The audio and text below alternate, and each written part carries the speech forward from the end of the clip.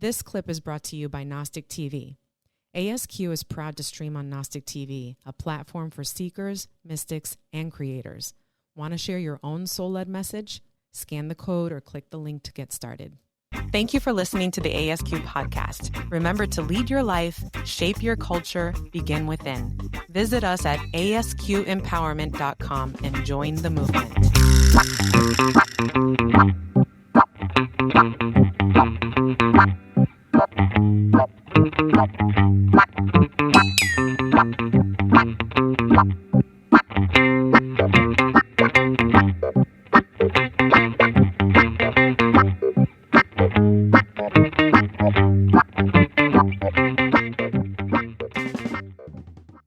Dr. Naeema, how are you? Thank you so much for being with me today on the ASQ Podcast. I am so excited, Dr. Jessica, to be here and have a conversation with you. The thing that is super cool is that we get to, on this beautiful Friday morning, get to connect about some really dope things. So I'm Yes. excited. I am excited too. I'm so excited to learn more about you. And I am without further ado, let's get started because I want to make sure that we use all the time that we have because I'm sure we could talk all day long, right? So, you Don't ready? you feel like you have all these new besties after you do these interviews? I do. I have connected with amazing women on here. I never thought that I would connect with women in the way that I have, and it has been beautiful. My confidence has been lifted. It's this very positive vibe that I've been getting with all the women. And I know it's going to be this way with you too. I can feel it already. Because you're already on your healing journey. Like, you carved it out. Ugh, it's amazing. I think I mentioned this earlier. It's a fragile state of being, but it's vulnerable. It's that vulnerability aspect of it. But you know what? It feels good because there's women who are like-minded and they get it. You know what I mean? And they have been so uplifting and supportive. It's been amazing. It's been a good journey for me so far. So, but I know I have so much longer to go, which is beautiful too, you know? But that's okay. That's all right. All right, so let's get started. All right. Where were you pitched? That's the question that we always ask on the ASQ podcast. And that's just basically, give us a little narrative or summary of your childhood. Where were you born? Parents, family, structure, all that good stuff. Love the opportunity to say it all began in 1971, right? You look amazing. Because then everybody's like, oh, God, right? Like, not that year, right? Like, we're going way back. That's my era. That's my Yeah, time. I I was the little brown girl who was born into an all-white family, lived in all-white neighborhoods and communities, and was told that I too was white. So if for all the viewers, you can see these girls, I love them.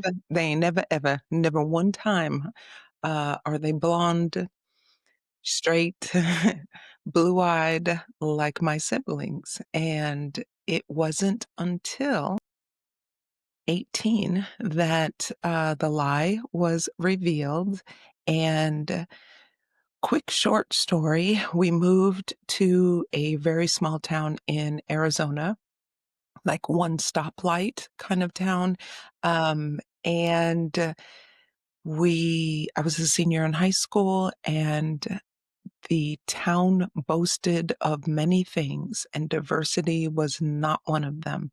And so my first, we'll call it 3 weeks in, pretty ice cold from the other students, and then I get cornered in the cafeteria as we're going to lunch, and I have at this point been to, I think, we'll call it maybe 5 elementary schools, 1 middle school, and 4, no, this is my 6th high school. So we've moved around a Yeah. lot. I know what it is to be the new kid. I know what it is to not fit in. I know what it means to feel othered, and not really understand that connection, but just know that, you know, I am outside and never been a cool kid, never been on the in clique, and always just really struggled with making friends and just the connections. I didn't look like anybody I ever went to school with. And so this day in the cafeteria, I'm cornered by a couple of the high school senior boys who also play football. So these big, sort of uh, thuggish looking, blonde-haired, blue-eyed kids, and, they used to in the desert, in this little small town, the kids would go out way far, like, you had to have directions to get out into these sand dunes, and they build these big bonfires and drink and do whatever stupid things that high schoolers do, and I was never invited, but I knew, about it, and they threatened to take me out there and lynch me. And I did not know what lynching meant. I knew it wasn't good, but I had went through all of my education, primary education in all white environments. And so I did not know what this was. And so I go home, I call my sister and I'm inquiring about this. And she is like, I was like, don't tell mom. I didn't want to worry her. Needless to say, within 24 hours, my mom sits me down and has a conversation and then has to reveal this lie that, of course, I'm not white. And no, my father is not who the man is on my birth certificate, who is also blonde hair, blue eyed. And that turns into this whole other, reinvention and like, what does this look like and what does this mean? And so the rest of my adult life, I, um, I become blackety black. I embrace Blackness like I have something to prove and 18 years to make up for. So I go to, University of Southern California, put big old dookie braids in my hair, a ring in my nose. You could easily catch me in 5011, t-shirts that say Socrates is a liar, Columbus is a murderer. I joined the new Black Panther Party, down with Whitey, the whole 9, Goodness, okay. and I'm blackity black, I mean that, and I go about my life, and it was in 2020, 2019, where it all comes crumbling down around me at 49 when I realize that I have been walking around with this very deep seated that I had pushed all the way down, the shame that I had walked around with. And it took a year of therapy and really excavating why that I had been outrunning my entire life, this feeling of not enoughness and not being loved for who and what that I am, and having that shame associated with it, and that emerged into my very first book, and it was probably the most healing journey that I've ever gone on, that year, and the the title came to me before I ever decided that I would actually hit publish, and, it's called Raised as a Lie, and it was probably the greatest healing that gift I could have given myself. And so now at 54, looking back, I am so grateful for that opportunity to have, sometimes we just think our meltdowns are just going to be the end. But for me, that meltdown at 49 was the greatest gift. So let me ask you this. You covered a lot right there. My goodness. So you mentioned that you go through your childhood and then this lie is revealed and you get blackety black, right? And you do your thing and you had mentioned, and I'm not sure at what point or what timeline, that you were burying and trying to make up for something that was or wasn't. What how did your how let me just to backtrack. What was that with the family? Like how was it with, like, did they feel like Were they very supportive? Were they kinda just like, were you alone? Like, how did this sort of create your sense of self? Like, it sounded like you were really confident. I'm blackety black. This is what I'm doing. I'm good. But you were obviously covering something up and pain and frustration. So talk to me about that. So I grew up, my mother was, Italian, and so I grew up in my mother's side of the family, very predominant, Italian family, and so we gathered at every holiday and then some, and my family was also extremely racist, and so my mother chose to hide the truth because she believed that that was the greatest gift she could have given me in the form of protection. And so growing up, not being able to identify, looking in the mirror, always knowing I was different. My older sister had her own challenges and struggles, and she vented all of that anger and laser pointed that at me. So there was never a point in my life that I didn't understand that I was on the outside. And whatever I tried to forget, she would remind me. So there was never a time like people are like, how did you not know? Girl, I knew, but I didn't know what. I didn't have the language. There was not like black people we were hanging out with or around the corner, but like white was my world. And so when that lie was revealed, the first part state was just numbness and just trying to figure out like what that was and what does that mean? And if I'm black, does that mean that my family, like for real, doesn't love me? Because other than my sister, I did not feel growing up othered, right? My family treated me like I was the big elephant in the middle of the room that nobody talked about. And I don't mean like, oh, you mean like people slick talked about it? No, I mean that no one ever, never one time, ever uttered a word. And my sister didn't have enough information. She only knew that I didn't look like her or anybody else. And so she would use that as, you don't belong here. You're not really loved. You're adopted, those sorts of things. But she didn't know like, what was the genetic makeup? She didn't know. Um, and so when I finally get to the university, now I know who I am. And so I start doing research, right? The very first book I pick up is Malcolm X's autobiography, and I immediately cover up any pain and inadequacy that I might be feeling with anger. And now I have this like raging inferno of anger against white people. And why would you do this? Why would you create such horrible, horrific atrocities and genocide against another people? Like we're human beings. Like what is happening in the world? And so I dug in deep, and every book that I could get my hands on and read, it just fueled the anger.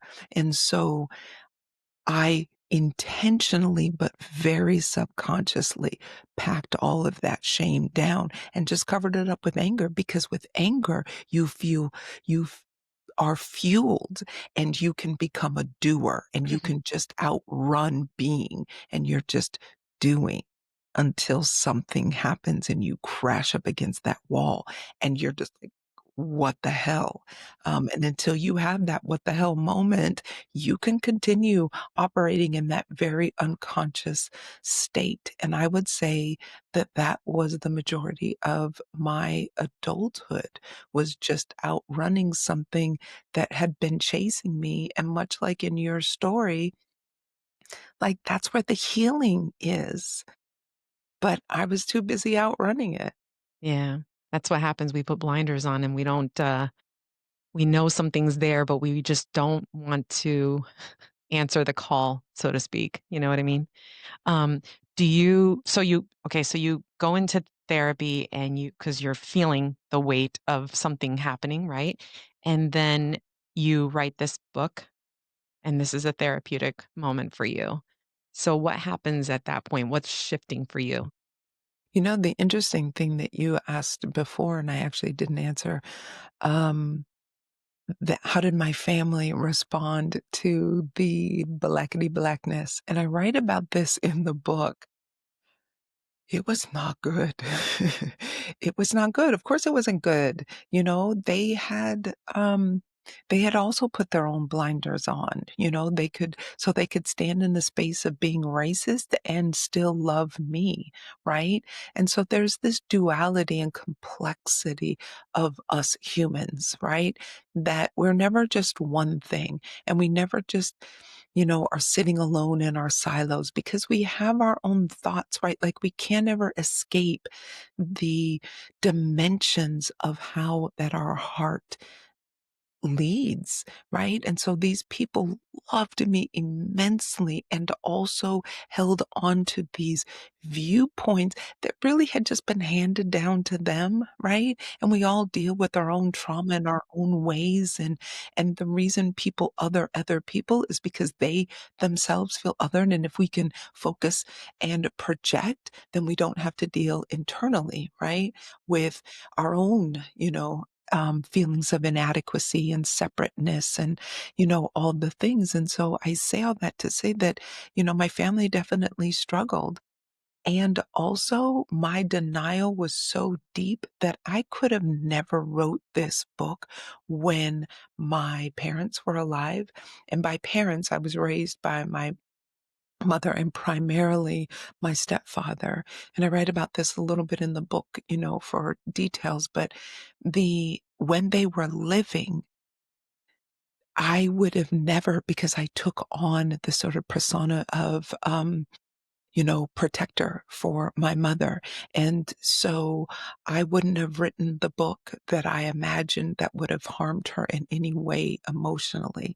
And so she has been deceased now. Maybe 14, 15 years.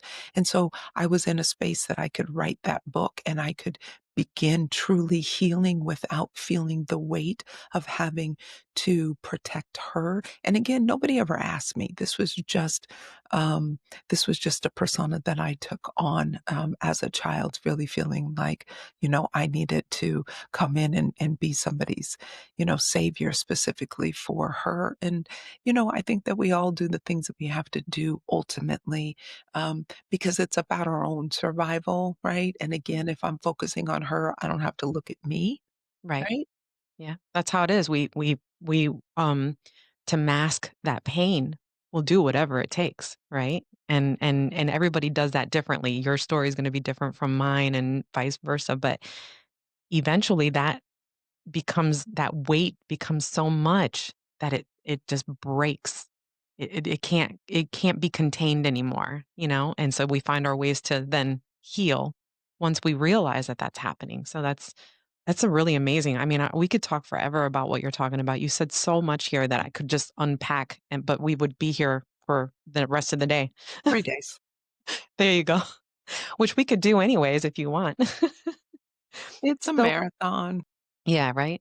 So, okay, that's interesting. So you wrote the book, and then what happens? Because 'Cause you're a doctor, like, what talk to me more about your life. What Yeah.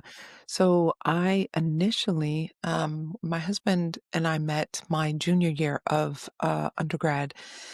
And I specifically and intentionally was like, I'm marrying a black man, having black babies, because what we never, ever, ever, ever gonna do is repeat my cycle.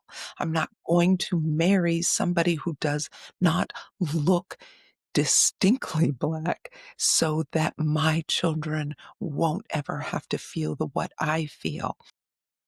So we meet in LA, both pursuing the same thing, which is just the study of African history and civilization and antiquity and like what does that mean. And so we bond on this embracing because in 1998 there was no ancestry.com, so you couldn't go back and trace a lineage to trace your lineage to where that your people derive from. And so you, as a Black person in America, you sort of have to adopt an entire continent, right?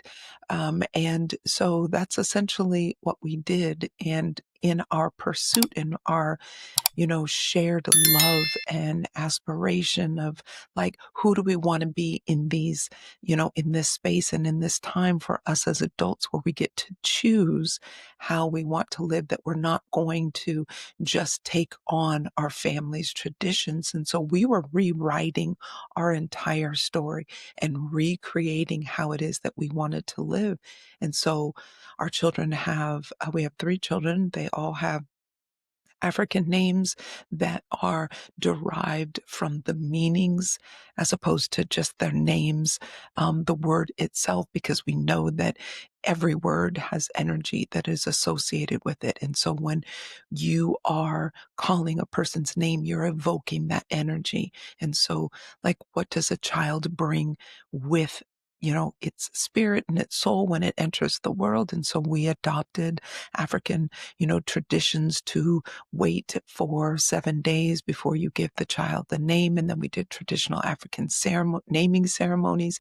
And so we embraced this whole embodiment of what does it look like to be Black in America, and hold on to not only this Blackness, but bring in with it this very historical perspective of Africanness and African in its diaspora, and what does all of that encompass. And so we were really focused there, which is Now, really funny. is this I'm guessing, Yeah. and this is not even a good guess. This is probably a silly thing to say, but this is before you wrote your book, Yeah, so this obviously. is So my first child is born in 1994, and um and I don't write the book until 2020 when it finishes, when I publish.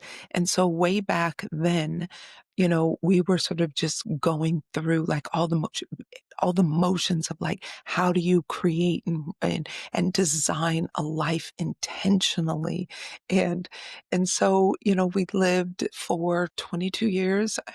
We were married, and unfortunately the marriage didn't survive the catastrophic devastation of 2008 and the economy crash. And like, what does that look like, when financial desperation seeps into the cracks and crevices of a home.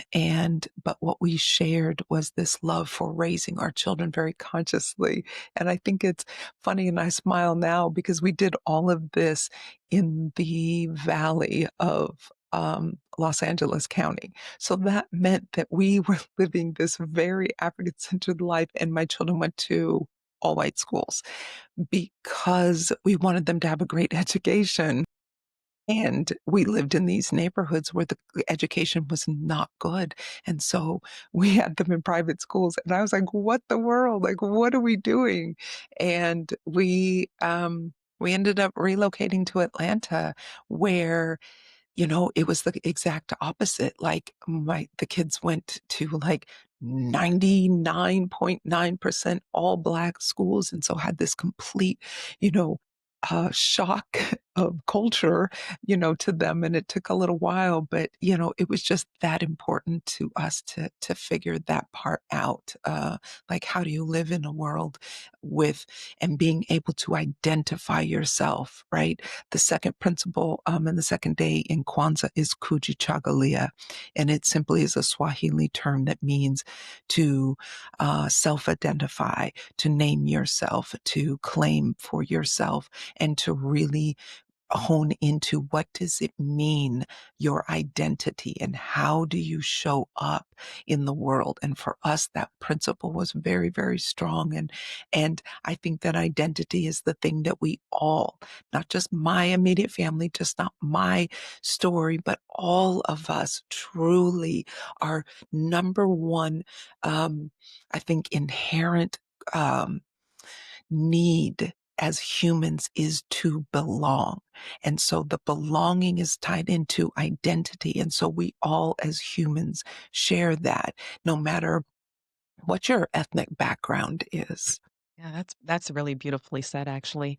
I do have a question just out of curiosity. So now that I'm getting the timeline right, so you are raising your children to have this experience so that they know who they are, right?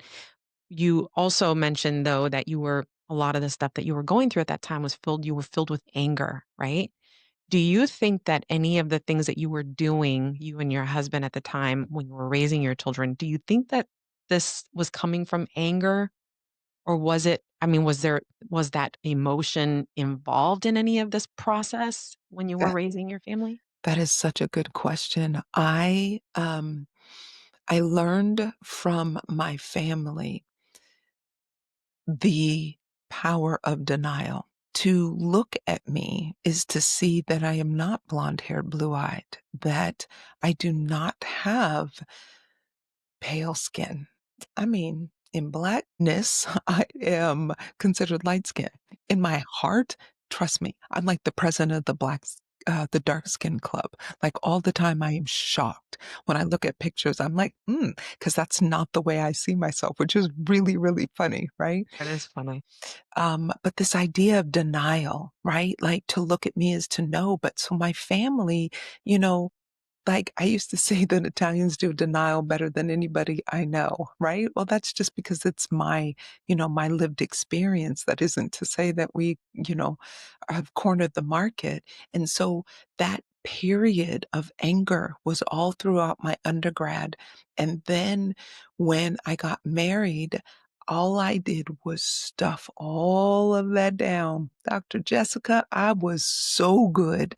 It was underneath the basement. And and so when I was parenting, I was coming from a place of, oh, my childhood was fine. If at all ever asked, I would tell you, like, oh, yeah, my childhood was normal. It was like, nothing special, nothing. Like, I literally rewrote the story in my head so that I didn't ever, ever, ever, ever have to deal with it. So, no, it wasn't anger. It was complete denial. Like, I was so disconnected from it. It wasn't until the catalyst moment when I was 49 that broke it all open. And I was like, where is all this emotion coming from? Because I don't do emotion like this. Like, what are we doing? So, no, yeah. So do you think, because we like to we use the framework, the hero's journey framework, right? Do you feel that it sounds to me, and you can correct me if I'm wrong, that at that age when things just kind of that was that moment for you, that call to what they call in the hero's journey, the call to the adventure, right? Was that moment for you, that moment where you're like, oh my God, I can't continue to move in this direction. So talk to me about that. What happened there? What challenges and struggles did you face at that point? Mm. So I'm 49. I have gone back to school. My husband and I met when I was an undergrad. And so we raised our three kids. Our oldest was 13. And I was like, you know what? I got an idea. I want to go back to school.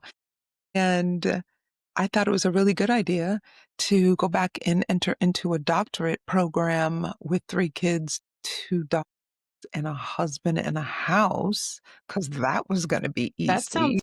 fantastic. Yeah.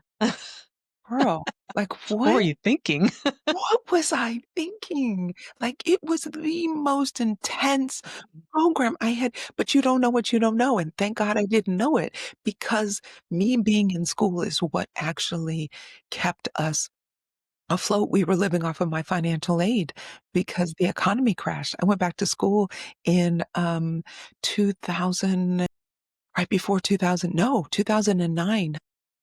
And we had moved in 2008. And so the economy crashes. We're like, yeah, we're going to be fine. We're going to be fine. He loses his job at the beginning of 2009. But I was like, it's okay. I'm in school and you're going to get another job and it's going to be fine. And yeah, 2 years later, he still didn't have a job, couldn't find one. And it was my financial aid that kept us with a roof over our head. And so thank God I didn't know what I didn't know. And so I pursued this degree and I ended up opening my own practice. And as a primary healthcare provider and seeing families, I focused on pediatrics and pregnancy. So I had a wellness practice, and so it was very, very interesting because here I am taking care of all of these, patients and families, and I have employees, and my practice is going well, and everything is fine. We have divorced, and I've survived the divorce, and I've survived, raising, the kids, on my own. This last part of the journey, and I'm thinking I am invincible. And then I fall in love, like head over heels in that desperate kind of love where you can't even begin to imagine that nothing is not perfect. But all I ever did in that moment, all I was doing was clinging on to another human for survival, because what had just happened is my very best friend for 30 years lost her child to her 13-year-old to suicide. And it was like it was my child. And so here I am clinging to this man who I believed was everything. And in less than 3 months, and here we are, and it all crumbles. And he walks out, and he walks out on me literally in my practice. We'd had this huge argument. He walks out. I'm standing in my practice.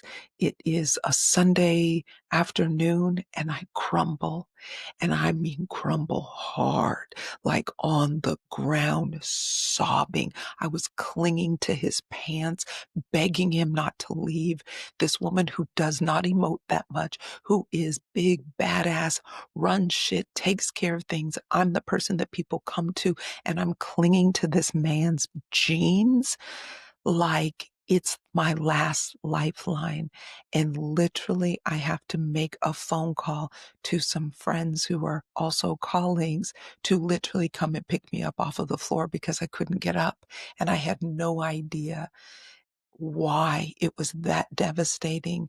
And for the next 3 months after that, I think I lost the equivalent of something like 20 pounds. I couldn't eat. I couldn't keep anything down. I couldn't focus. And it was that breakdown that allowed for a breakthrough, that allowed for me to start really tuning into what were those feelings. And that was what it was. It was all that little girl who had just been desperately trying to have her voice heard all of those decades. And here she comes, and boy, is she sassy. And so it was a year of therapy of like, oh, It makes me emotional actually, because I know that little girl, and it's allowing that little girl to come out and be who she's supposed to be, right? And that's tough. That's tough. So that's crazy. So you have this breakup, and now have things what's shifted in your brain at this point? Because then you go on this sort of I want to hear your next phase. You go on this little thing where you kind of your life is now transforming, right? So you're open to this um I guess this you're going into an initiation phase, I guess. That's a good way to put it. So talk to me about yeah. that. Yeah, it's so funny. The thing that when we're transforming and evolving and stretching and growing and we think like, yeah, everything else is going to be completely fine. Well, I go through this year of therapy and I write this book and I do all the healing, and now I'm like on the other side of this, like, woohoo! Like, look at me, and I feel good and I'm light, and I just can't believe that life is this good.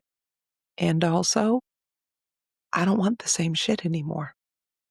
What? Wait, what? I don't want the same things. I don't want the practice anymore. I don't want to be seeing patients. I don't want you to come to me with your pain and your aches and your, like, I want to talk to you about what you're most excited about. I want to, like, get on an adventure with you. I want to help you break through the things that are holding you back, like what's weighing you down, what's in your way. Like that's what I want to. I want to be talking on stages. I want to help people really, truly get through the thing that has been standing there their entire life, but it's right there, all of their blessings, all of their abundance and joy and prosperity. And if they could just but see it. Oh, wait, I'm in exam rooms. How am I going to do that? And so this disconnect starts happening. And then things start happening because I'm getting little whispers. But who's listening to the whispers? Because I just keep ignoring them because I don't know what to do. I just know that I have this vision and I know that God has put this vision in my heart, but it doesn't look like my life. Hello, I go to this brick and mortar every day and I just see patients for, 8 hours and then I leave. And, you know, I didn't know what to do. So God steps in because I was a little hard headed. So I don't get the text message that says incoming, something's about to happen. No, I crashed my bike. 'Cause I'm a cyclist, I crash my bike, I tear all the hamstrings off of the bone that you sit on, and in my profession, it's a very physical job, and I need surgery, and I need 10 weeks off, and I tell the surgeon, like, you got 5.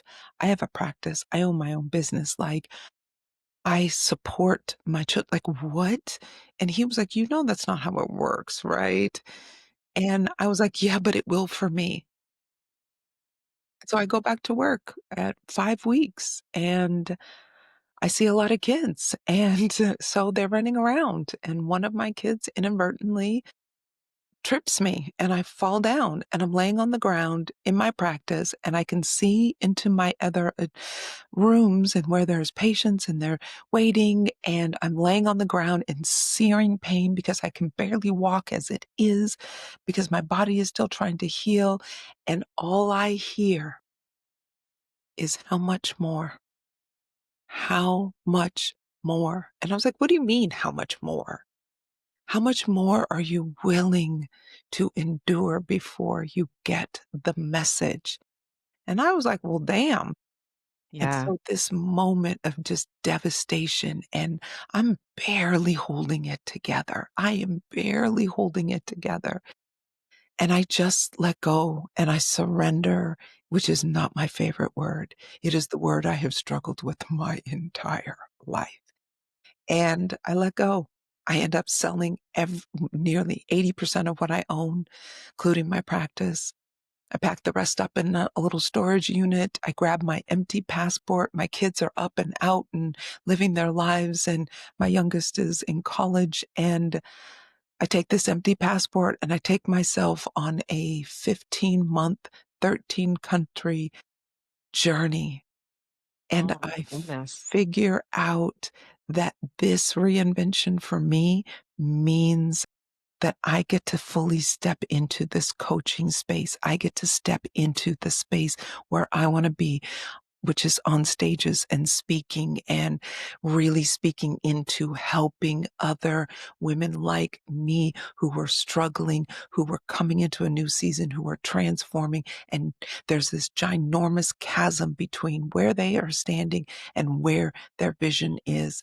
And I want to be the guide that helps partner with them to help them through that. And so I started a new business, and it's called Every Damn Thing, because I want every damn thing. And I believe that so does everybody else.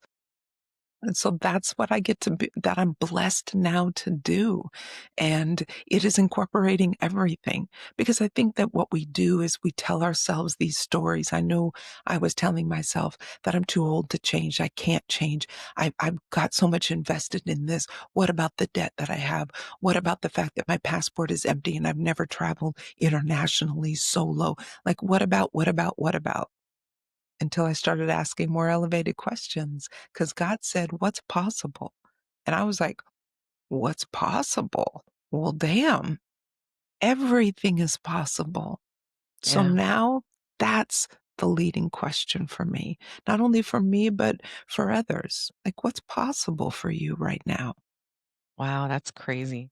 It's a beautiful story just because you literally you answered the call, right? And you did what so many people have done, which is they had to go away. They had to go into that space to discover and listen to those voices and figure their shit out, right?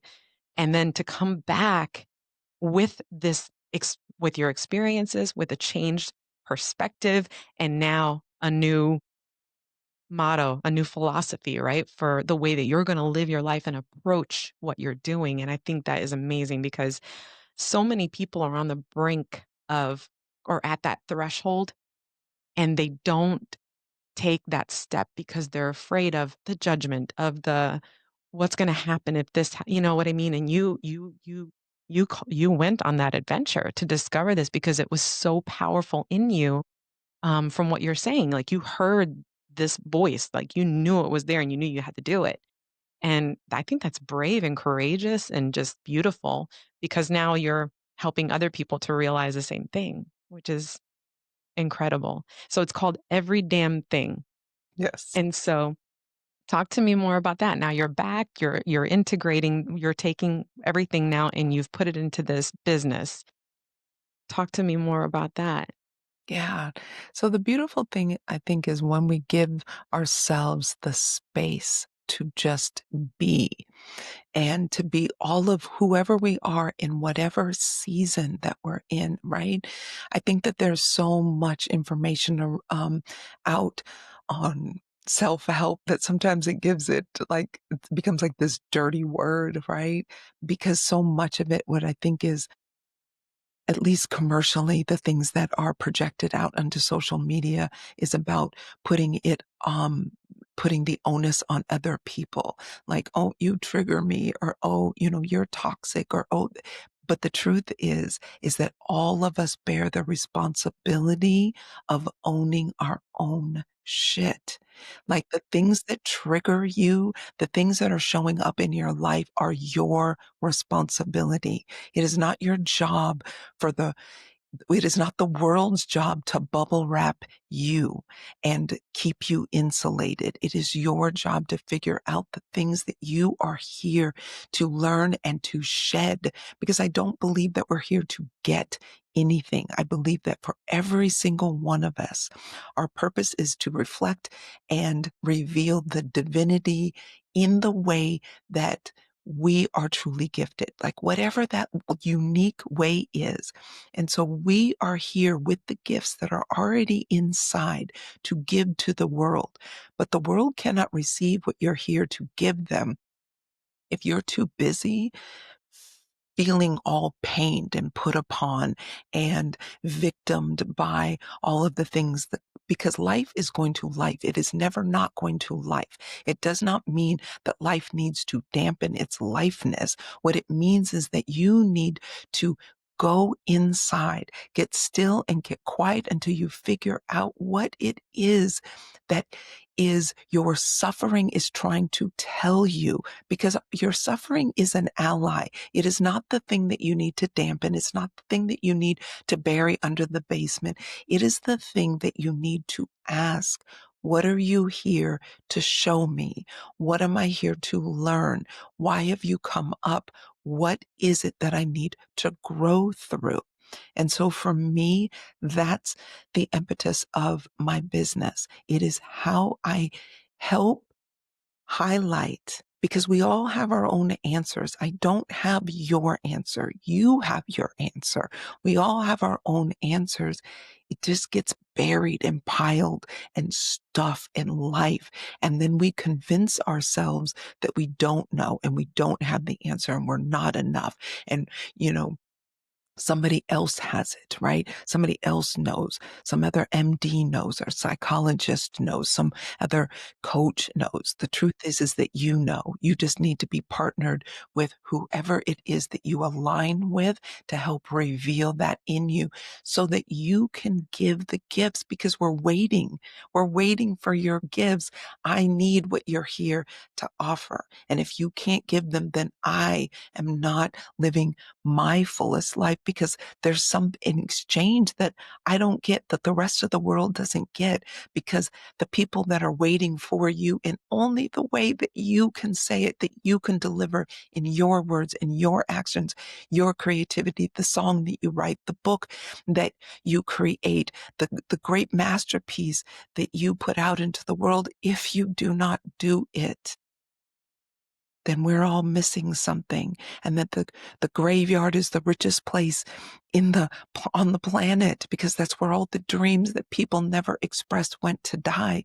But if instead you realized what it is that's holding you back and standing in the way of what you're here to bring, isn't that worth investing in? And so that's where my business comes in. Like, invest in yourself by getting partnered with somebody that you are aligned with, so that you can reveal what it is that you are here to give. That's beautiful. Literally, yeah, I'm like, you're like, you're the host. I so let me I feel like I could keep talking to you, but I know I can't. So we're gonna have to stay connected for sure. But if somebody wanted to get in touch with you, how would they do that? Great question. So I'm on socials, Facebook, LinkedIn, Instagram, all at I am Dr. Naeema. I had to think about that for a second. I am I Dr. am Naeema. I'm like, who am I? Dr. Uh, Naeema. I I love that am name, Dr. by the way. Naeema. Thank you. Thank you. So do Beautiful name. I. And it's a whole story in the book. I'm gonna have to look And it up. yeah, and also at everydamnthing.org or drnaima.com. Both get you to the same place. And we do a lot of group coaching. We have a group coaching program that's getting ready to start in a couple weeks, and then we will recycle and do that again in October. And so, yeah, absolutely, come check out what we got going and how it is that I might be a help, and, you know, to reveal the blessing that you got going on, like whatever that is. Thank you for listening to the ASQ podcast. Remember to lead your life, shape your culture, begin within. Visit us at asqempowerment.com and join the movement.